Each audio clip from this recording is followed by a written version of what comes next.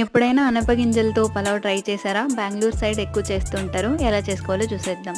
ముందుగా పాన్ తీసుకొని కొద్దిగా ఆయిల్ వేసుకొని, సాసవలు, మీ దగ్గరున్న బిర్యానీ దినుసులు, ఒక ఉల్లిపాయని సన్నగా తరిగి వేసుకోండి. కరివేపాకు, పుదీనా వేసి కొద్దిసేపు వేయించుకోవాలి.